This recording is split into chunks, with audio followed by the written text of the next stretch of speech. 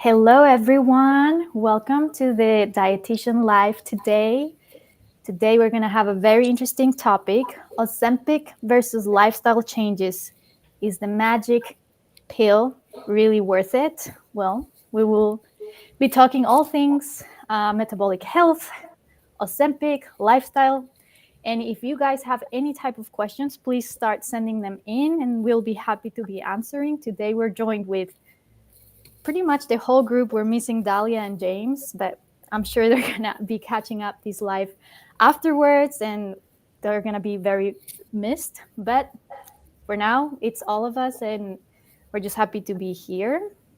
And yeah, so my name is Laura. I am part of Married to Health. I do work with nutrition and women's health, and I am also specializing in nervous system work. And if any of the next want to kind of tell a little bit of who you are and what you do. Sure. I'm also a dietitian on the Married to Health team. I'm also a student of naturopathic medicine, one more year until I'm a doctor, so that's exciting. And then also I work with kids, especially teenagers, chronic diseases, plant-based nutrition, a couple of different things. Right. And I'm Rachel Kent-Frias, also a dietitian with Married to Health. I kind of focus on everything related to gastrointestinal health, so gut health, such as IBS and SIBO. So that's kind of my realm there. Hi, I'm Katie Chakos. I am a licensed registered dietitian with Married to Health. I am also a PhD candidate studying breast cancer and nutrition, diet interventions, and I focus mainly on women's health. And I'm Maggie Collins, and I just noticed I forgot to put my credentials, but I am a dietitian as well with Married to Health, specialize in diabetes education, also have a certification in lifestyle medicine. I work with patients of any ages with an emphasis on whole food plant-based diets to whatever extent, people are willing to progress in the spectrum. Beautiful. Yes. Welcome, everyone, and welcoming everyone that is coming live now. Just to kind of start with the topic, I thought it would be very interesting to give you guys a little bit of statistics and data of what really we're dealing with currently health-wise in the world. So I did a little bit of research and I found out that we're having a little bit of a crisis. So obesity, it was published in The Lancet in 2024 that the global prevalence of obesity has more than doubled since 1990, with over 1 billion individuals affected worldwide. Diabetes, also, it's expecting to rise to 643 million by 2030. And the majority of these cases are type 2 diabetes, which is closely linked to obesity and lifestyle factors. And then we also have the metabolic syndrome. And the Journal of the American College of Cardiology in 2023 found that approximately 25% of adults worldwide have metabolic syndrome, with prevalence varying by region and population. But the main contributing factors of all of these things has been nutrition. So I thought it was really interesting. And it's really important to kind of start where we are currently in our health. Worldwide, we're struggling. Like, it doesn't seem like numbers are going down. In fact, they're going up.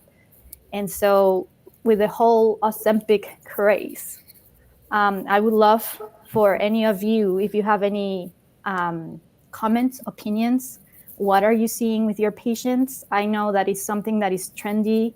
Lots of patients have asked, is this something that I should be taking? Or what do you think about that? Like, a lot of curiosity. And so I'm very curious to hear what each of you think about this topic. So whoever wants to take the lead, please unmute. I guess I can start since I work at a diabetes treatment center, and this drug was initially designed to treat diabetes. It was actually approved by the FDA December 2017. And as patients were taking this drug, they saw this side effect of weight loss, and they decided to extend the approval for weight loss in 2021. My observation is that it's being prescribed very commonly for patients with type 2 diabetes, and there's a variety of drugs, from the same generic, the same GLP-1 receptor agonist drugs, that is really very prevalent. A lot of patients with type 2 is actually rare to see one, but is not taking. Some of the concerns that I have as a dietitian is that this drug was designed for patients to be taken indefinitely. So any type of webinars I've taken, maybe you ladies have taken as well, it seems that this is the undertone that they should not try to get off. And in fact, the studies show that when they get off, they tend to regain up to 2/3 of the weight loss within a year. And long term, most likely they're going to regain all of it if they're not really treating the root cause. So that's my initial observation. I don't know if the other ladies have something to add. And before we continue, I just wanted to ask Maggie, since you mentioned the GLP-1 antagonist, if you can give us a little bit more about what that means, for people that don't really understand what that is. Sure. Specifically. So GLP-1 is a hormone that we naturally produce in the small intestines. So this drug was created to mimic when it attaches to the receptors, which can be found in the small intestines, your brain, your heart. So it can control different functions that are related to blood sugar management. So when we produce this hormone naturally, or whether you're injecting, the agonist, what it does, it helps, several physiological things to happen, from stimulating more insulin production, decreasing glucagon release, which, controls how much output of glucose by your liver.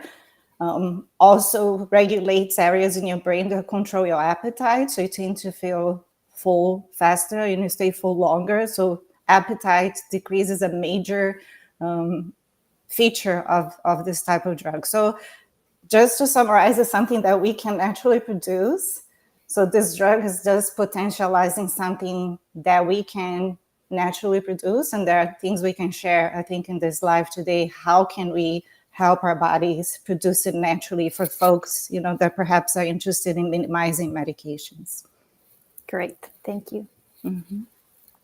I think one thing that Maggie said that puts a lot of this into context as well is that idea of, do you have to be on this medication forever? And as she said, the research does show that people will tend to gain weight after stopping the medication. And then we also have to talk about access and insurance coverage with these medications, and that doesn't always allow people to be able to maintain staying on this drug indefinitely if they can't get insurance coverage. They are very expensive. That may or may not change, but these can be thousands of dollars a month, which is really not feasible for many people who may or may not need these medications. One thing with the research as well that I've noticed as I'm reading the articles that come out is there's a little bit of a gap in the research when it comes to talking about what people are doing nutritionally and kind of what kind of guidance they're given in that maintenance phase or in the research where they take people off of the medication. There's kind of just this blanket statement of 500 calorie deficit is recommended, and that's kind of where they leave it. And I'm hoping in the research, and I think that's something as dietitians we can even talk about today, is that there needs to be a little bit more specifics of what those recommendations are, what people are actually eating, how much they're eating in that weight loss phase, in the maintenance phase, if they get off the medications, what those behaviors actually look like. Because then that would really help us as dietitians, as practitioners, as people who may or may not want to take this medication, that they can take for themselves and make that educated decision whether or not they want to go in either direction. Great point. Yeah. And also, like, I think we need more studies at the end, right? This is fairly new. Definitely.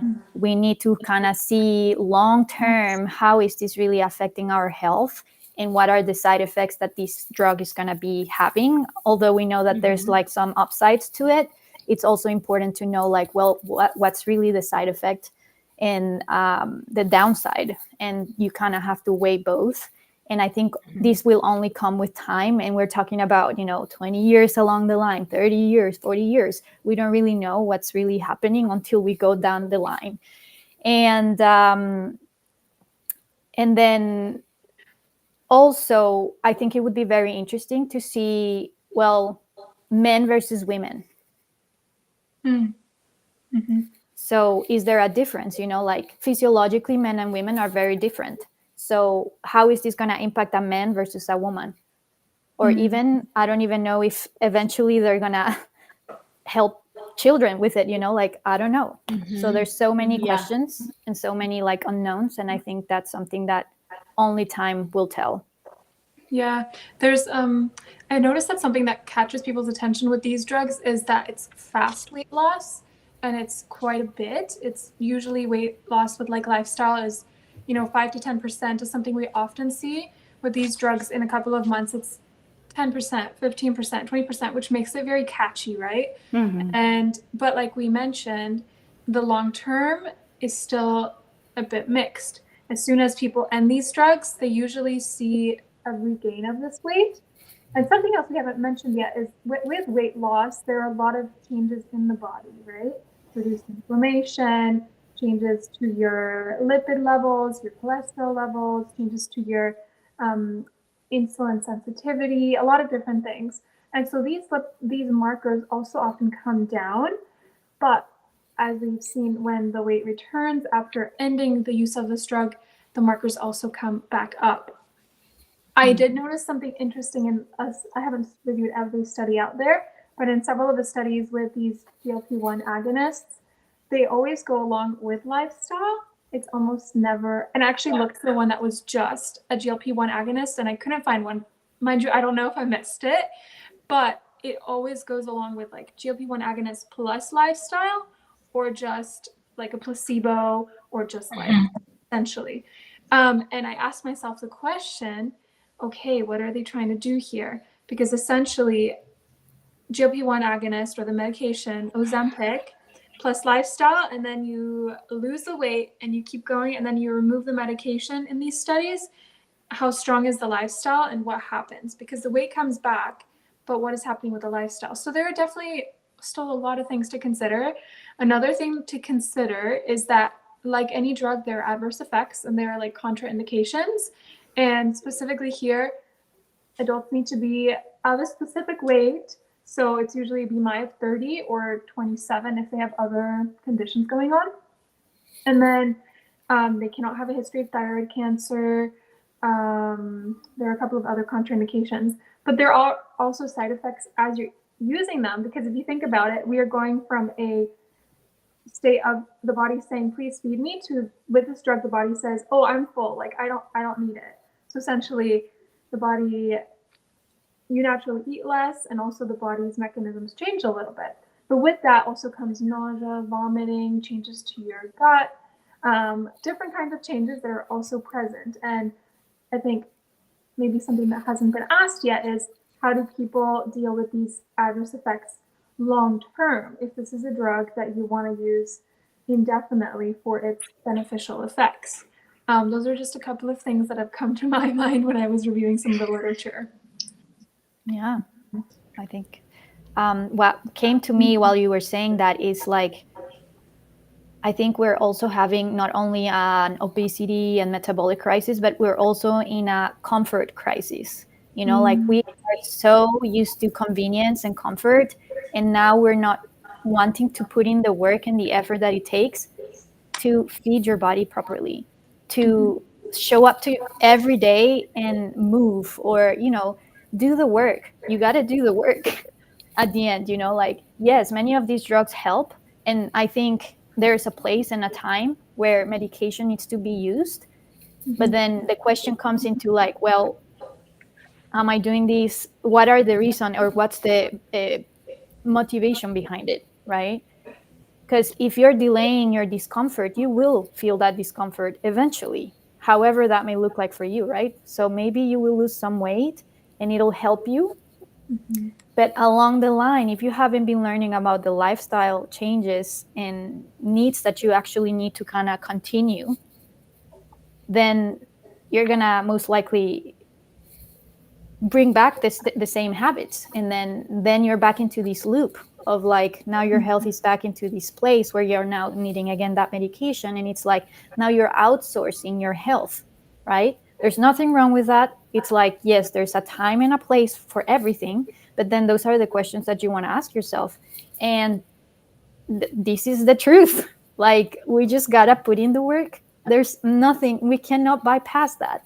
No matter if we use the Ozempic or not, at the end we gotta put in the work, however that looks like, either right now or later. So it's like that choice. It's like we're so easy into, oh, instant gratification constantly, or here's your ribbon, or here's your dopamine hit. Like, no, like, yes and no. It's like yes, and I think when it comes to health, it's really one of those things that you have to prioritize and understand that without health, there's no life. Eventually, your body will give up.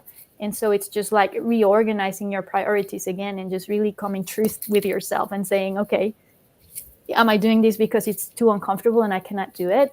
Or because, sometimes we do need a little extra help, but then the questions to your doctor would be like, well, what's the plan? Am I taking this indefinitely, or are we considering this for like 3 months and then we're going to recheck? And then what am I doing in the process? What am I be working on while I'm taking this medication? And then, I'd be asking so many questions if I was to take a medication or something that can potentially help, especially if I am in a situation where, my life depends upon it, right? So if it's going to help me to kind of get the ball moving, then sure, there's a place and a time again. But then when will I come off it? And what's the plan? I want to just jump in as well and kind of emphasize that with these medications, this is not for that patient who needs to lose 10 pounds. This is for a patient who we're talking about 20% of body weight is what the goal is. And again, that balance of like lifestyle and work and all of that has to still be incorporated.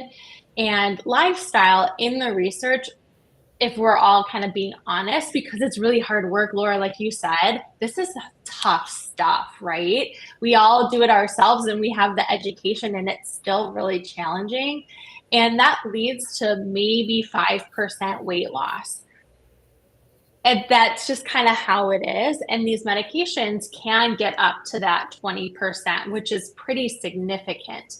But without that, you can still achieve that 20%. But like Laura said, it's really, really tough work. And somebody might not be in that physical space, have the physical ability, have that emotional ability to handle all of these different elements that come into play.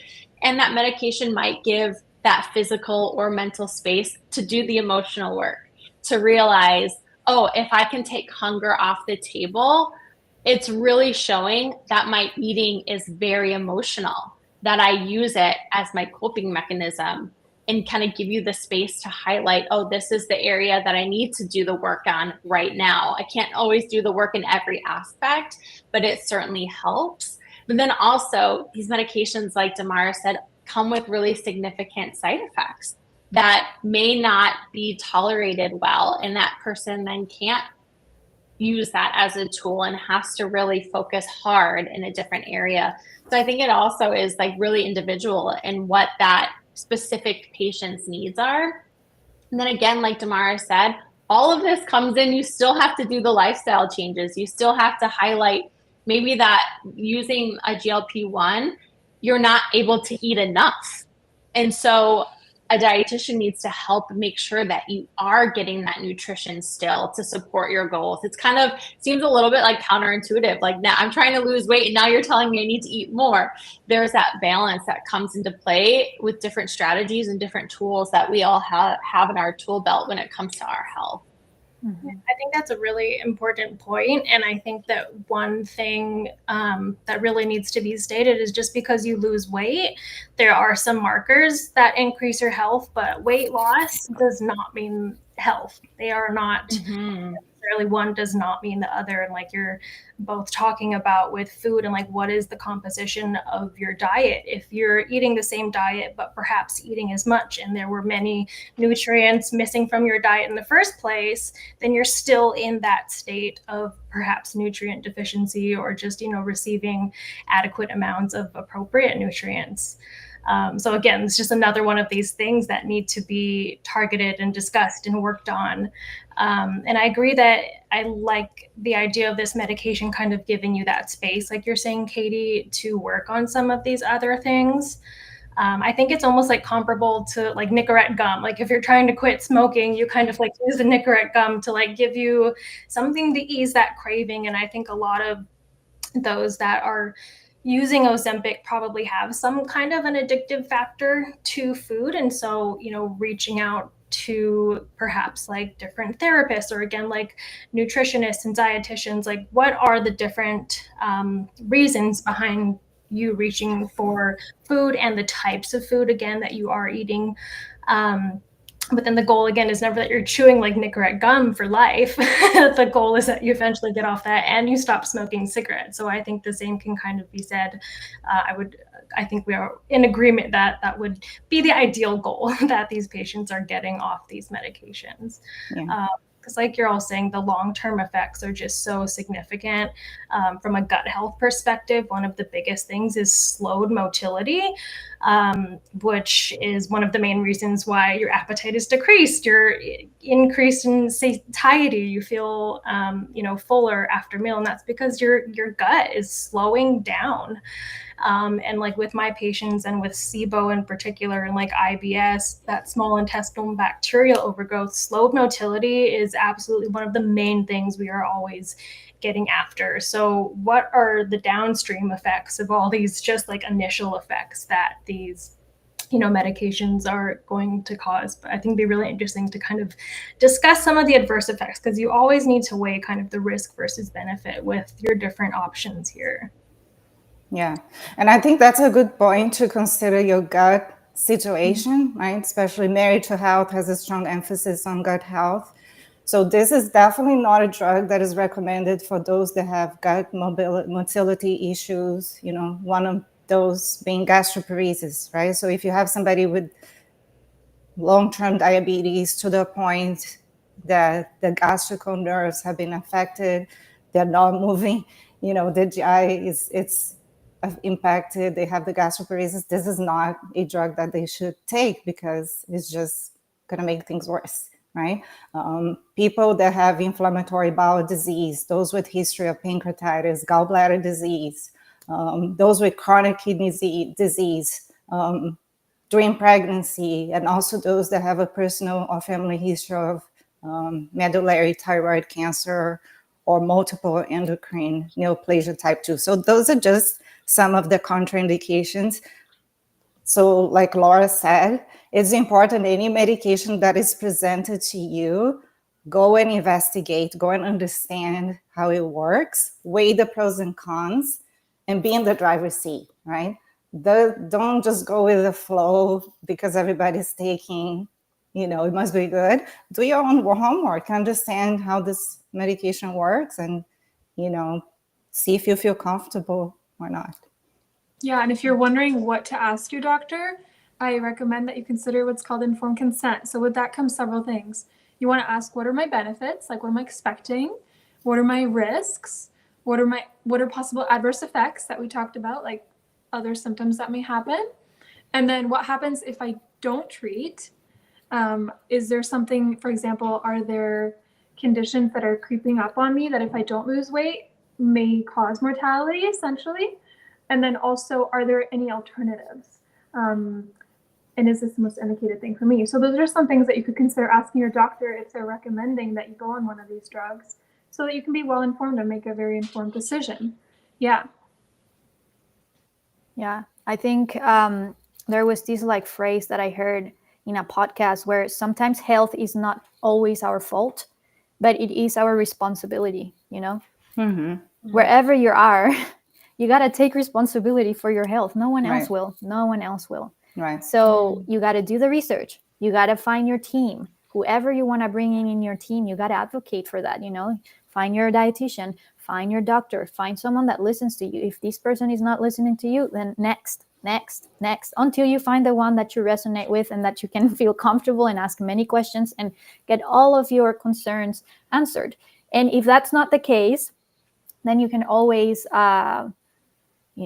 do research yourself, advocate for yourself, always.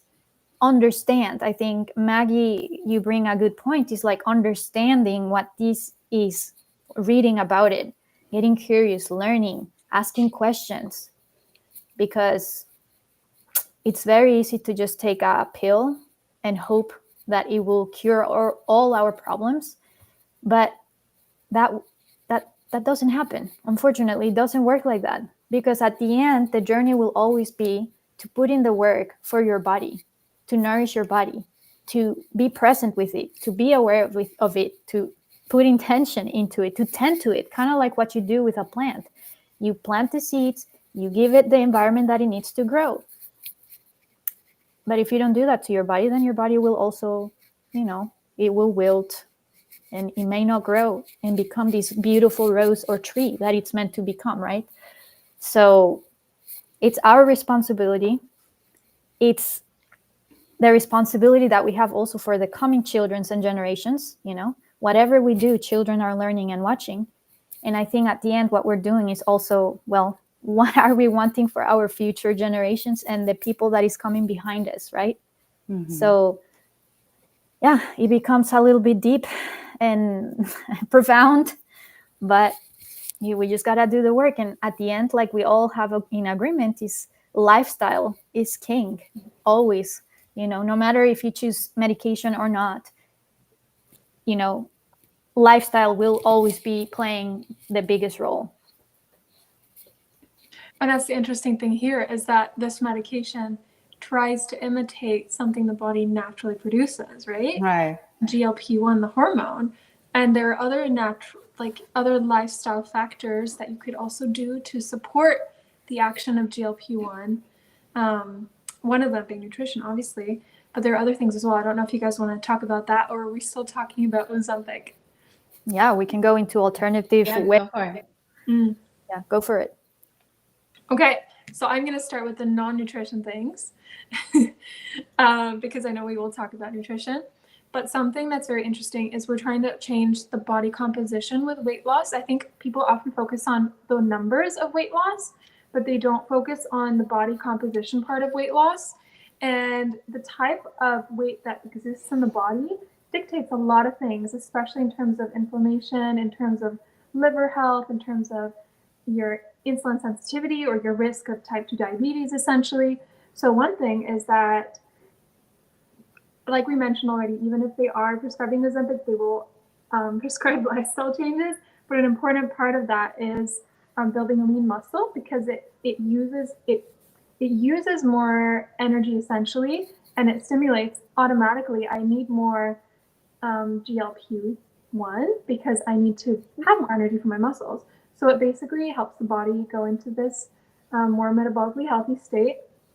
Another thing that our society needs a lot of help with, and Laura, you do a good job at helping people with this, is that actually stress can impact our GLP-1 response as well.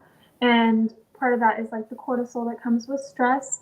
And there are so many things that relate to weight gain, essentially, but stress is one of them. So as you're working on, okay, you realize I need to lose weight, it's important to think about there are more things than just diet. There are other things that could really support my dietary change. Another thing is sleep, right? And all of these things also impact our hunger levels. If you're stressed, you are more likely to be hungry. If you are with lack of sleep, you are also more likely to be hungry. Those are just a few of the initial things that are foundational, essentially, that people always repeat, but it's because they're so foundational to your overall well-being, in addition to a whole lot of nutrition changes. Maybe you guys want to jump back into there. I wanted to say a tool that can also give you that Ozempic is doing within your body is fasting. Fasting is a tool that can turn and switch that part of you that can, lower your appetite, and now you're not as hungry. But then again, it's like you want to work with someone that knows about this stuff. You don't want to just try whatever is out there trending and just do it wildly, because you want to know where you're at in your process in health and how your nervous system is in that moment. Because if your nervous system is already, on edge, it's like really lots of things going on, stress, Damaris mentioned that, then fasting might not be the right tool right yet, or it might not be completely fasting. But, my advice would be to work with someone that knows about it. We're just sharing all of these tools, but at the end, we will always come back to the agreement that you gotta work with someone that can guide you, at least for a little bit, that can hold your hand for just a second, so that you can individualize your protocol and your process and where you are at in your health. Because no matter what alternative and what tool we provide and recommend, it's always very important to check in with yourself. Okay, where am I in my journey? How is my nervous system feeling right now? Like, can I push my body a little bit more and challenge it? Or do I need to nourish it and just support it and hold my hand first? If we don't have the foundations, like Damaris was saying, if we're not working on the foundational layers and we don't even have those, in check, then we need to go and work on the foundation first, because that's how you build a house. You cannot build a house without the foundation. It will fall, it will break. So foundational work is going to be super key. And then as you get your nervous system and your body in a more stable state, you can start playing with different tools like fasting. Fasting can do that. It can switch on and off that appetite. And also it can switch the sources of fuel that your body uses between glucose and ketones. So it's just, the body's amazing. It has all of the tools that it needs. It just needs the environment. It needs the right environment for it to act with its intelligence. It's very intelligent if we just provide that environment. So that's my one piece. Yeah. I wanted to touch on one point that Damaris brought up, which is the body composition as you're losing weight. Because one of the features, if you use losing weight rapidly, that you may lose a more significant amount of fat-free mass, meaning your muscle mass, right? And part of your other organs, can be in this equation as well. So there are a lot of unknowns long-term on the implications of drugs that cause rapid weight loss, like, GLP-1 agonists. But there was one study published in 2024, December 2024, in the Journal of American Medical Association that found for semaglutide, which that's the generic name for Ozempic, up to 39% of the weight loss can come from fat-free mass, meaning your skeletal muscle, in fluids, other tissues of your body. So that to me raises a concern and brings back the responsibility that if you're going to be on this drug, you need to be on it responsibly, work with a dietitian. You're going to need to have a higher composition of your diet from protein than somebody not on this drug. You're going to need to make sure you getting your micronutrients, right? So you don't run into long-term micronutrient deficiencies. So it doesn't remove the need to work with a dietitian. I think it makes it even more critical, so you don't run into long-term complications that you were not planning for. Yeah, I think it's interesting as we kind of weigh the risk versus benefit that some of the risks of taking some of these medications is like losing muscle mass, as Maggie's saying. And then the opposite side of the coin is like Damaris is saying, if you work on things like building muscle, which is a benefit in and of itself, then you're also getting the benefit of utilizing your own hormones. So in my opinion, if you're able to, why would we not want to work on some of these underlying things that are going to give us multiple benefits throughout the entire body versus this medication that's giving us perhaps a few benefits and then all of these other things that we need to be really conscious and considerate of because they're, not a benefit at all. I wanted to touch a little bit because I think one hot topic are kind of probiotics to stimulate GLP-1. One of the big ones that's talked about is Akkermansia. I feel like I've seen this a lot in the media. I came across some studies that did show a couple of ways that Akkermansia does stimulate GLP-1. I didn't come across any human studies. I think most of the studies that I did see were in mice, and they were mice being fed high-fat diets. So I don't, again, not quite sure how beneficial that would necessarily be and how applicable that would be to humans, especially if your goal is to lose weight. But with that being said, one of the ways that they do promote GLP-1 is through the short chain fatty acids that the Akkermansia produce. So through acetate and propionate, particularly with Akkermansia. Butyrate has also been shown to increase GLP-1 through some other probiotic species. So maybe we do need to take some probiotic supplements if perhaps your microbiome is really not quite as diverse as we would like, and we want to kind of plant some of those bacterial seeds, so to speak. But then again, the ultimate goal is always to eat a diet rich in like prebiotic fibers, very fibrous foods, probiotic foods to maintain that microbial diversity, to support adequate Akkermansia levels and support the other beneficial probiotic species that are producing these short chain fatty acids, which we, primarily, solely rely on our bacteria to produce. We're not really producing a significant amount at all ourselves. So we really need to harbor that bacterial species to do so. So again, kind of probiotic foods, and then also back to the diet where we can do a lot of these things outside of the medication realm. And again, all the other many benefits that you'll get aside from stimulating GLP-1 by adding those beneficial things to your diet. Mm-hmm.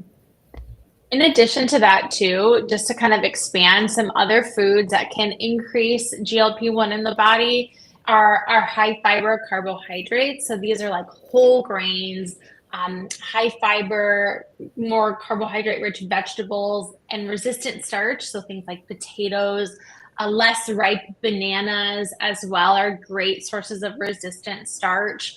Unsaturated fatty acids. So think of like your plant-based fats, avocados, nuts and seeds, olive oil, for example, and our plant proteins too. So again, when we're thinking about ways to, whether you're on the medication or not, and you're looking at just lifestyle based, these are all things that you can start incorporating. And in general, these things are supportive of health goals for the most part, depending, speaking generally, and thinking back to that like balanced plate, making sure you have enough fiber rich vegetables and fruits and whole grains and things like that to fill you up, and kind of again slow things down in a good way, not necessarily in a way that would increase like SIBO and things like that, but in a way to help balance blood sugars as well as getting enough protein for satiety so that you feel physically full, and then your body's not continually searching for that protein that you do need at that time. Mm-hmm. And as you add in these foods, you automatically reduce the types of food patterns that are more likely to negatively impact the action of GLP-1, which we know includes like refined carbohydrates, which are very present in our society, things like saturated fat, which can impact your liver even, and then alcohol also is another thing that we really need to think about, because all of this like metabolic health essentially is happening in the liver, and alcohol can be very damaging to the liver. So it really is about like, okay, let's bring back this balance. Let's support metabolic health. What does the body actually need? And I think something else to consider is when you're thinking, okay, well, either I take the med or I make lifestyle changes, what is your mindset going into this? Is it a diet mindset or is it a lifestyle mindset? And this talk is entitled Lifestyle Changes versus Ozempic, because it's almost like Ozempic is like this replacement for a diet versus a lifestyle change, right? And so you can go into the lifestyle change with the same mindset of, I'm going to do a diet, and it's also back to the same principle. Essentially, you might have some changes initially in your weight, in your labs, but when you let go of this diet and go back to your old patterns and your old habits, and the same things come back, which is also why it's so important to work with someone that is able to give you recommendations that are research-based, that are not a trend from social media or a fad, but that keep your long-term health in mind, your long-term cardiometabolic health, your long-term gut health, your long-term mental health, all these different things. So definitely keep that in mind as well. Yeah, all great like ways to turn on that GLP that we already produce in our internal body. Like our bodies already do that on their own, with different lifestyle factors and tools that we can implement. And at the end, I think to summarize, I think our conversation today is your health sometimes is not your fault, but it is definitely your responsibility. And seeing someone like making it a part of your journey, like a dietitian or a doctor or anyone that you resonate with, is going to be really important, just to kind of guide you, a little roadmap to see, okay, this is where I'm at, where do I go next, type of situation. And then based on that, then you can start using, like all of the tools that we started giving and recommending, like doing your foundations, like, are you sleeping? Are you going to the bathroom daily? How is your nutrition? Are you adding enough of those fiber and just like as little as possible of the processed foods? Are we, doing all of the basic and foundational work first? And if the answer is yes, then okay, what other tools can I use that can push my body into its own intelligence and mechanisms? Like then you can start getting into maybe fasting and playing with eating windows. How does that work within yourself? But also get guidance with it. Also, like cold exposure. There's so many tools that can do these, like regulating and aligning your circadian rhythm, like the light exposure in the morning, like so many tools that they're free. Nature has everything for you laid out there. It's there. We just have to undust our visuals, like lift the veil and just look around and realize that what we need, we already have. And it starts within, and then nature has the perfect way of balancing health if we follow the rhythms of nature. And sometimes we just need a little help along the way. Anyone else has any like last topics or anything that I forgot? Yeah, no, just I want to echo what you say. Lifestyle changes are hard, but they're very rewarding as well. It's not only your physical changes, it is your mental changes. It is also the changes that you bring to your home, to your children, to your community. It's completely different mindset, essentially. And so it is very helpful to ask for help and to let other people know, like, hey, this is my goal. I need you to work with me. I need your support in this. Like, we're doing this together in community. And that means your medical community, your home community, because yes, this is going to be hard. This is going to take work, but it is very rewarding. And your change goes beyond just your life. So yeah, don't be discouraged. You're just up for a really good challenge. Yeah. Yeah, I think an important question also that people can ask themselves if they are considering Ozempic or, they're really kind of looking into that is, where is that motivation coming from? Like Damaris was saying earlier, it's all over the media, it's all over social media. Are you looking at pictures of other people who have taken Ozempic and you're comparing yourself to them? And is it solely kind of based on this physical image? Is that where the motivation for this is coming from? Or is it coming from your doctor who has a really good idea of your health history, your current health status, and they are bringing it to the table for you? So just because it is so prevalent and there is a lot of image involved in it, and it, like we were saying earlier, it gets really deep. I think one thing to consider is, what is your motivation? And yeah, to definitely consider that. And just, there's a time and a place for medication. So just lifestyle will always win at the end. It's what prevails. Yeah, and I think if we look at epidemiological studies that follow populations in their natural living, if we look at the blue zones, people that, again, go more towards a plant-based diet, the weight naturally seems to fall within what is the ideal without having to do anything considered diet, right? So you're just eating the foods that promote that natural satiety, foods that expand in your stomach. I mean, think of when you soak your beans and you come back the other day, how much water they absorb. I mean, they triple, quadruple their volume. So think of how much, that's going to be in your benefit, that they're going to occupy more space in your stomach with less calories because of that capacity to hold on to so much water, right? So whenever we look to plant-based foods, more unprocessed foods, we see this natural benefit, And I think it's good also that we translate to our patients and even ourselves. I think the hardest part is just making a decision. I want to try a lifestyle change. After that, in my experience, my patient's experience, it becomes easier and easier the more you practice, and it becomes something fun, So don't think that it's going to be hard, and definitely the hardest part is just making that decision. I want to do this. After that, your brain will help you. The health professionals you're working with our own experience, personal experience, and scientific evidence combined, we can help you achieve and be happy, successful, with the goals you're trying to achieve. Absolutely. Yes.